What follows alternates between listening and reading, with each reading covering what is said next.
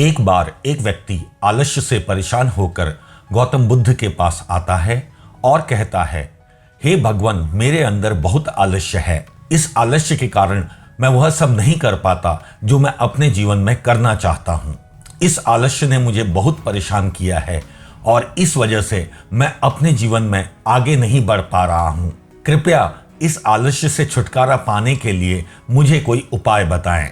यह सुनकर गौतम बुद्ध मुस्कुराते हैं और उस आलसी व्यक्ति से कहते हैं, तुम्हें कैसे पता कि तुम्हारे अंदर आलस्य है? आलसी व्यक्ति ने कहा, बुद्ध, केवल मैं ही नहीं बल्कि मेरा पूरा परिवार भी कहता है मैं एक आलसी व्यक्ति हूँ।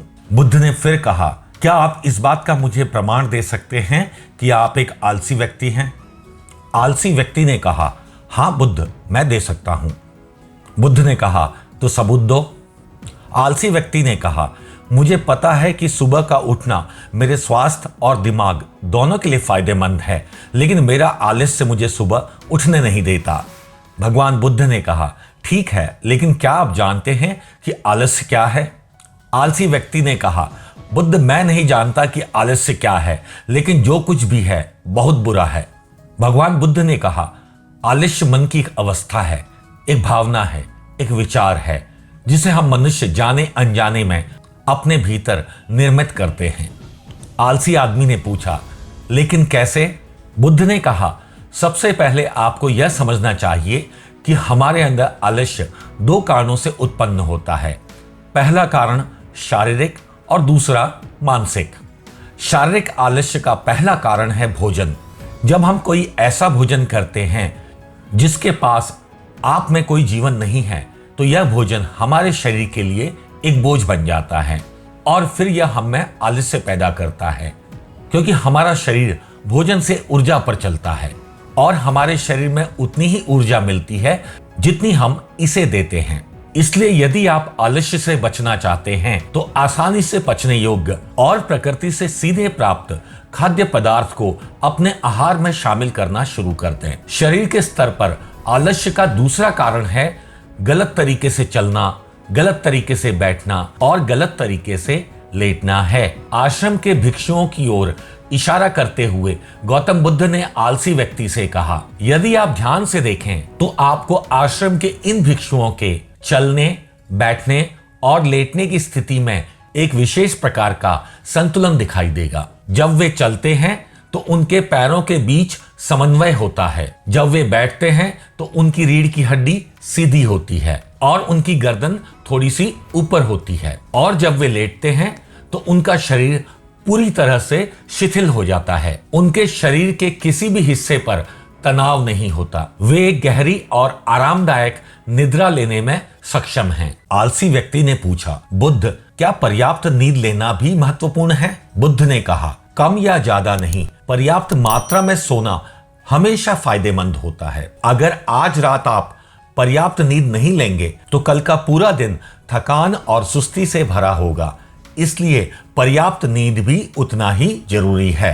आलसी व्यक्ति ने कहा, हाँ बुद्ध, मैंने भी यह महसूस किया है। अब बुद्ध ने कहा, शरीर के स्तर पर आलस्य का तीसरा कारण है सुबह जल्दी ना उठना।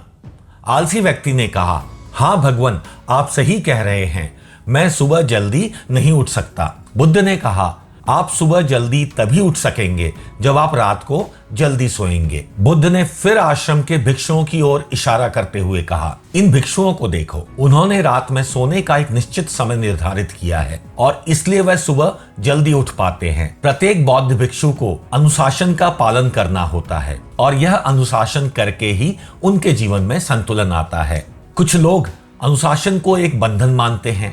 उन्हें लगता है कि अनुशासन उन्हें बांधता है, लेकिन सच्चाई यह है कि अनुशासन हमको बांधता नहीं बल्कि हमें मुक्त करता है। इसलिए आप शारीरिक स्तर पर आलस्य से छुटकारा पाना चाहते हैं तो खुद को अनुशासित करें और एक निश्चित दिनचर्या का पालन करें। अब उस आलसी व्यक्ति ने कहा, लेकिन बुद्ध, मैं कहां से शुरू करूं? सही तरह खाना खाने, बैठने, लेटने या फिर ठीक से चलने या सुबह जल्दी उठने से? भगवान बुद्ध ने कहा, अभी से शुरू करो। इस समय जो कुछ भी कर रहे हो ध्यान से करो। पहले तुम आलस्य को मन के स्तर पर समझो। मन के स्तर पर आलस्य का पहला कारण है हमारी पुरानी गलतफहमियां। जब हम अपने आप को किसी काम के काबिल नहीं समझते हैं तो हमारे मन में आलस्य पैदा हो जाता है।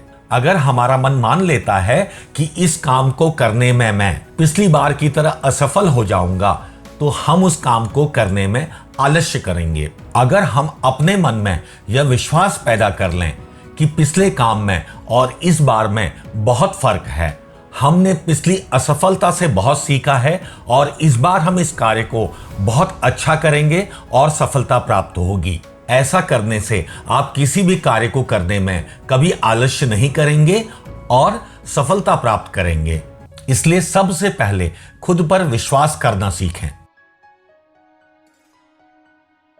मानसिक आलस्य का एक और कारण है छोटे दिमाग वाले और आलसी लोगों से जुड़ना। कई बार ऐसा होता है कि हम खुद आलसी नहीं होते हैं, लेकिन कुछ आलसी लोगों के साथ रहते हुए हम खुद आलसी और आलसी बन जाते हैं। यह सुनकर आलसी व्यक्ति ने कहा, हाँ बुद्ध, मैंने भी यह महसूस किया है। सबसे पहले आलसी और बेजान लोगों की संगति में रहना बंद करो। बुद्ध ने फिर कहा, मानसिक आलस्य का तीसरा कारण है काम टालने की आदत। काम का टलना आलस्य और मानसिक दबाव का सबसे बड़ा कारण है।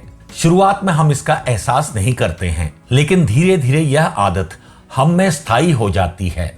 किसी भी इंसान के जीवन को बर्बाद करने के लिए एक ही आदत काफी होती है। इसलिए जो काम आज किया जा सकता है उसे कल के लिए कभी भी स्थगित ना करें। बुद्ध ने कहा, मानसिक आलस्य का चौथा कारण है लक्ष्य की अस्पष्टता। मान लीजिए आप एक बड़े रेगिस्तान में फंस गए हैं और आपको बहुत प्यास लगी है, तो आप क्या करेंगे?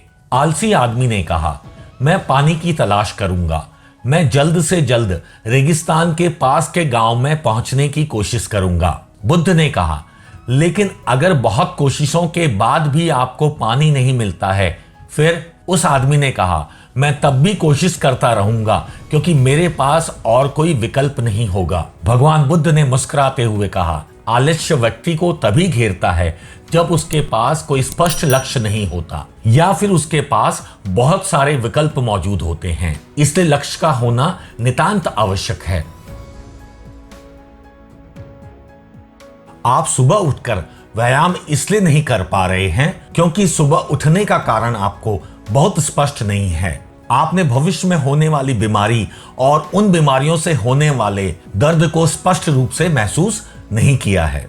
बुद्ध ने आगे कहा, मन के स्तर पर आलस्य का पांचवा कारण है कुछ करने के लिए कोई महान कारण का नहीं होना। मान लीजिए आप कई कीमती गहनों को लेकर एक सुनसान रास्ते से गुजर रहे हैं। आप चलते चलते बहुत थक गए हैं और आपको बैठने का मन कर रहा है और आप आराम करने के लिए एक बहुत बड़े पेड़ के नीचे बैठ जाते हैं। अभी आप बैठे ही थे कि आपने देखा कि कुछ लुटेरे दूर से आपकी ओर भाग रहे हैं। आपके पास कीमती गहने हैं, तो क्या आपका आलस्य ऐसी स्थिति में आपको भागने से रोकेगा? नहीं, आप एकदम से उठेंगे और दौड़ पड़ेंगे। तो इस बात से आप क्या समझे? आपका आलस्य ही आपको वह काम करने से रोकता है जिसको करने के लिए आपके पास बहुत बड़ी वजह नहीं है। यह बात उस आलसी व्यक्ति के समझ में आ जाती है और वह भगवान बुद्ध को बहुत बहुत धन्यवाद देते हुए कहता है, धन्यवाद भगवान, अब से मुझे आलस्य का सारा खेल समझ में आ गया है